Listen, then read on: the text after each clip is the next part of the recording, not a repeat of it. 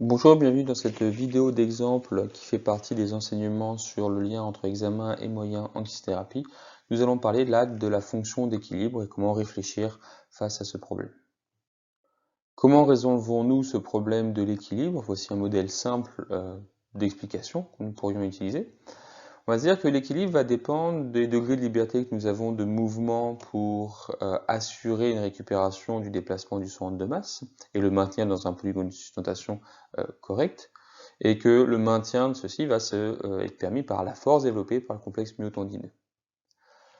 Évidemment, il va falloir être sensible au déplacement de ce centre de masse pour réagir à temps, donc on s'attend à ce que des phénomènes de sensibilité interagissent dans ce phénomène-là, que ce soit proprioceptif ou extéroceptif, en ensemble de perception de la position du corps dans l'espace et des segments entre eux. Comment est-ce que je pourrais mettre en évidence un déficit d'équilibre? Par l'observation, voir comment la personne se déplace, comment elle tient sur un pied, en lui demandant de faire des exercices très spécifiques, dans différentes positions, sur un pied, avec les yeux ouverts, les yeux fermés, dans différentes positions. Je vais pouvoir aussi apprécier la force, est-ce qu'elle a suffisamment de force pour tenir en équilibre? Parce qu'elle a des forces au niveau des muscles de la hanche, par exemple, qui sont souvent des muscles déficitaires et problématiques dans l'équilibre. Comme nous avons besoin de grands degrés de liberté pour maintenir l'équilibre, je vais pouvoir à la mobilisation faire des mesures goniométriques. On pense par exemple aux personnes qui sont âgées, quand il y a un déficit de dorsiflexion de la cheville, ça compromet l'équilibre antéro-postérieur, ça prédispose potentiellement à des chutes.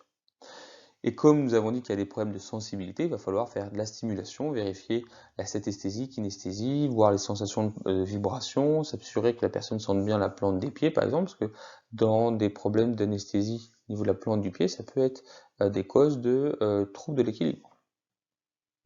Si nous prenons le cas de l'équilibre chez une personne âgée diabétique, le vieillissement entraîne un enraidissement généralisé avec une perte de force et d'endurance. À cela, on nous ajoute un problème de diabète qui va entraîner potentiellement des neuropathies qui peut par conséquent avoir un effet sur la sensibilité. Chez une personne âgée, on s'attend par conséquent à avoir une perte de mobilité. Nous avons pris l'exemple de la cheville, parce que c'est souvent ce qui est retrouvé et qui est problématique, qui va participer à un déséquilibre, parce que si la personne a une cheville raide et qu'elle ne peut plus avoir autant de mobilité dedans pour contrôler son équilibre antéro-postérieur et médio-latéral, elle va devoir compenser d'autres articulations qui vont du coup perdre en capacité d'adaptation, parce que ça fait une articulation en moins, en tout cas moins optimale pour réagir. On s'attend aussi avec le vieillissement à une perte de force et d'endurance, ce qui peut expliquer que la personne a du mal à récupérer un déséquilibre parce qu'elle manque de force, ou elle arriverait à le faire moins longtemps, ce qu'on peut retrouver dans des problèmes sur le tronc, avec une certaine cantochromie chez certaines personnes, quand ça devient très pathologique, on a des déficiences importantes au niveau myotendineux. On peut avoir des diminutions de la sensibilité dans le cadre d'un diabète, un diabète pouvant provoquer de la neuropathie, on pourrait s'attendre à moins bien sentir sous les pieds ou les déformations des articulations et du coup à réagir tardivement, parce qu'on ne sent que tardivement le déséquilibre. On peut aussi avoir des troubles de transmission dans les cas des neuropathies, ce qui va du coup gêner la remontée d'afférence qui dirait on a réussi à se rééquilibrer et qu'on peut avoir une réaction qui soit inadaptée. Et on peut aussi avoir des problèmes de transmission en distal de la commande motrice qui pourrait être perturbée. Moins fréquent, mais on pourrait envisager ça. Est-ce que la commande et la régulation seraient bonnes dans ce cas-là? Oui, on s'attend à ce que la personne, sauf s'il y a d'autres pathologies en plus du diabète chez la personne vieillissante, des troubles cognitifs ou autres, on ne s'attend pas à ce que la commande soit particulièrement problématique.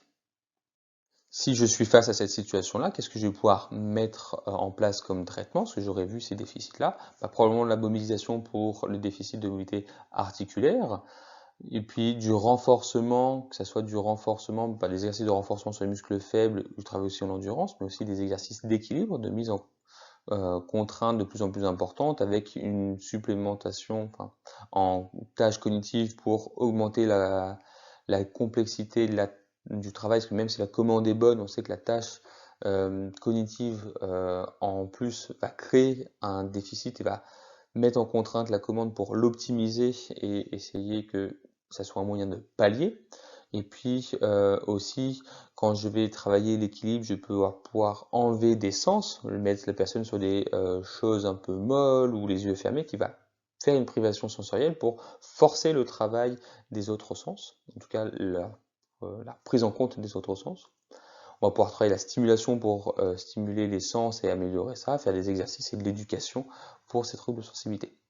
Évidemment, de façon générale, nous savons qu'il y a un vieillissement qui amène des conséquences négatives, donc de l'exercice de façon globale sera une bonne chose pour prévenir les potentielles conséquences négatives du vieillissement. Je vous remercie pour votre attention sur cette courte vidéo sur comment réfléchir sur un cas de problème d'équilibre chez une personne âgée diabétique, comment envisager des moyens en fonction des éléments de bilan que nous avons retrouvés. Bonne journée!